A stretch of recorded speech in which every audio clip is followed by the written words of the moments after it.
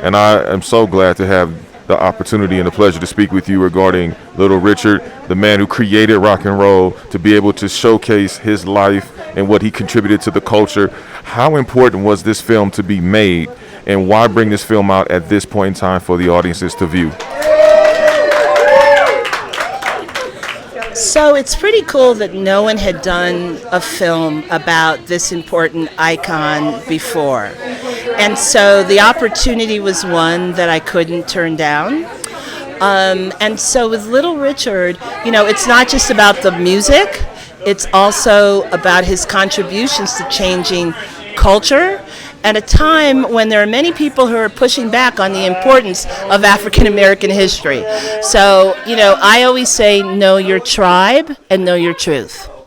You talk about culture, but what culture specifically did you want to highlight that people want to gloss over, that you want to educate them about Little Richard and the sacrifices that he had to make in order to bring that to fruition? So it's really important that people understand that Little Richard was the architect, the innovator, the originator. He was a very important person in terms of rock and roll, which is one of the greatest American exports. But he was black and he was queer. And his godmother, Sister Rosetta Tharpe, and Big Mama Thornton, they were black and queer too. So we have been fed a story that has told us that rock and roll was not created by people who look like us. And I think that this is a part of a corrective and very true and vital history.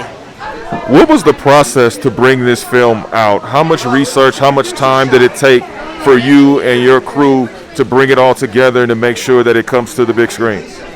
And so it has been a very long journey. I've worked with an incredible team from Bungalow Media and Entertainment. I've had great producers, Karen Capitosto, also Liz Yale Marsh, Bobby Friedman, our incredible editors, Nenev Minier, Jay Kostatter. It goes on, Jerobi Moorhead. It takes a big team to make a big film that we want people to experience through Richard's words, through the recollections of people like Nile Rodgers and Mick Jagger, and also through musical performances by contemporary artists who are part of his legacy.